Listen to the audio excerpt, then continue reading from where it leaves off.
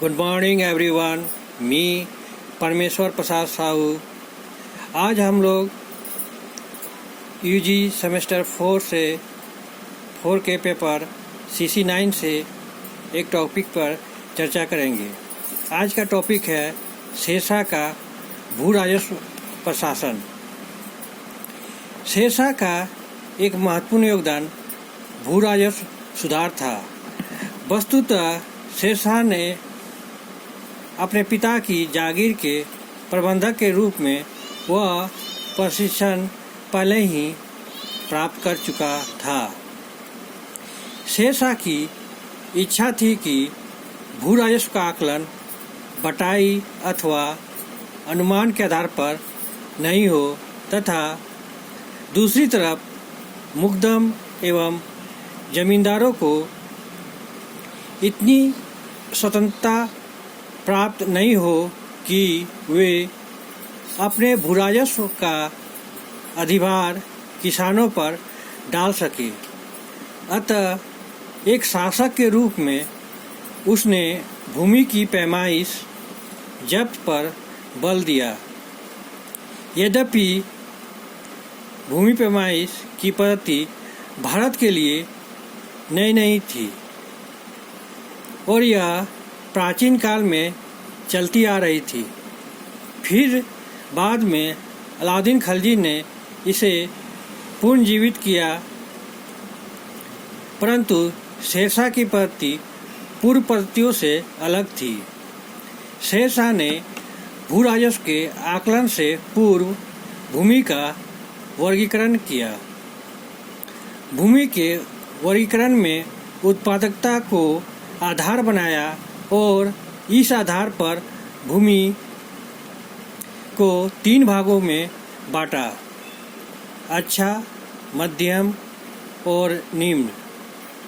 फिर इनका औसत उत्पादन का आकलन किया गया और तब राज्य का अंश 1/3 निर्धारित किया गया। इस आधार पर एक दर तालिका, जिसे रे कहते हैं, निर्धारित की गई ताकि जिस समय आबाद भूमि की माप की जाए उसी समय राज्य का अंश निश्चित कर दिया जाए। फिर प्रचलित क्षेत्रीय मूल्यों के आधार पर इसका परिवर्तन नकद में होना था। किसानों को अनाज अथवा नकद में भू राजस्व चुकाने का विकल्प दिया गया था, परंतु राज्य को नकद ही पसंद करता था। हमें सूचना प्राप्त होती है कि विशेष परिस्थितियों के अनुसार मुल्तान को इस आकलन से बाहर रखा गया था। मुल्तान में पुरानी पद्धति ही प्रचलित थी और भू राजस्व का अंश कुल उत्पादन का 1/4 निर्धारित किया गया।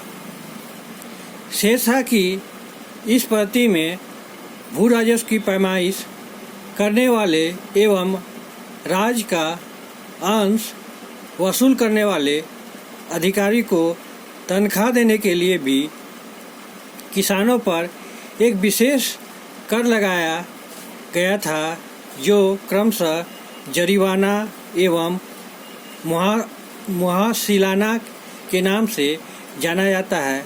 उसी तरह अकाल राहत के लिए किसानों से प्रति बीघा पर 2.5 सेर अतिरिक्त अनाज लिया जाता था और इसे राजकीय गोदामों में सुरक्षित रखा जाता था।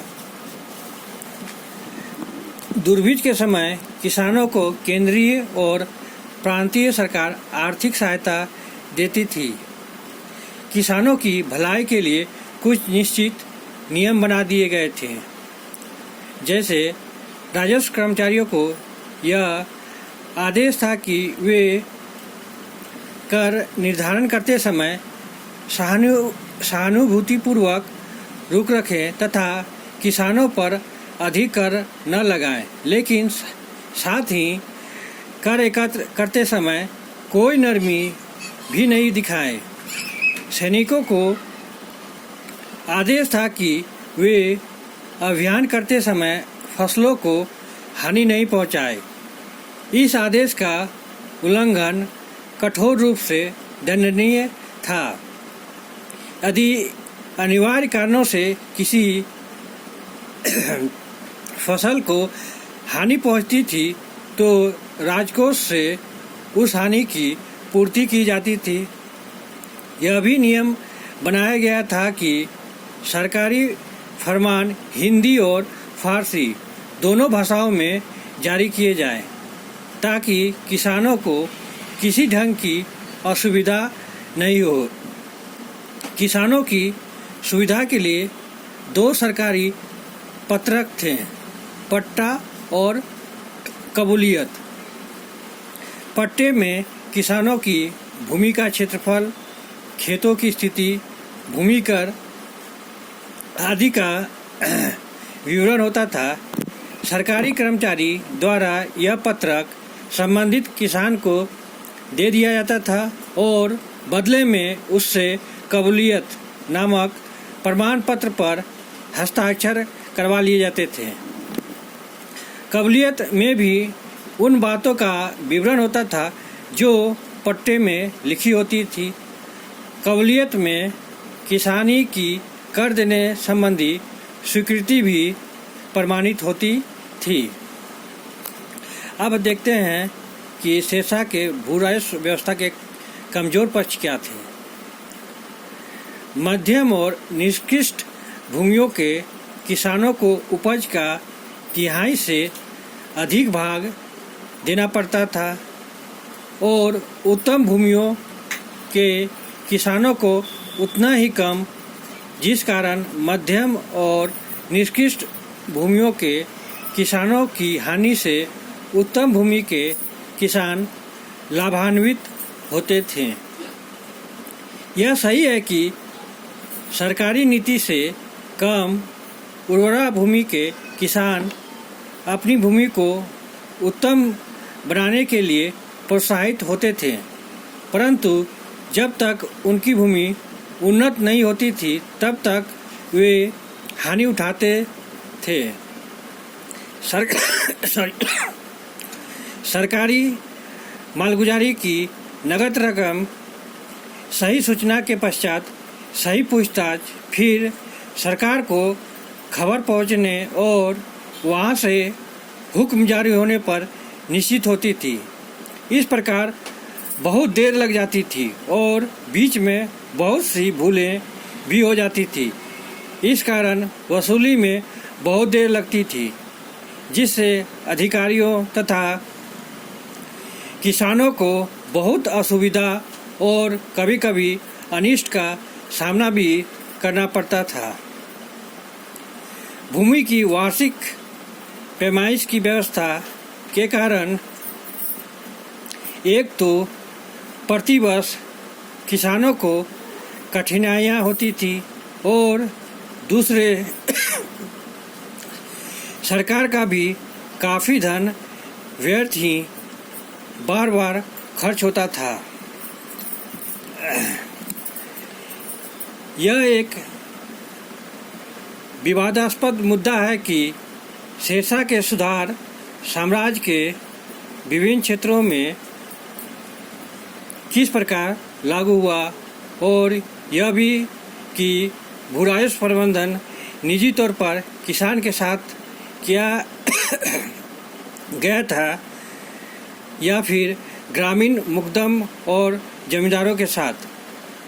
अबुल फजल का कहना है कि शेरशाह एवं इस्लाम शाह के अंतर्गत हिंदुस्तान ने भू राजस्व में बटाई एवं अनुमान की पद्धति को छोड़कर भूमि पैमाइश की पद्धति को अपना लिया, परंतु आधुनिक शोधों से यह ज्ञात होता है कि अकबर के काल में भी भूमि की पैमाइश साम्राज्य के कुछ चुने हुए अंश में ही हुआ था, यथा दोआब, पंजाब, मालवा तथा इन प्रांतों में भी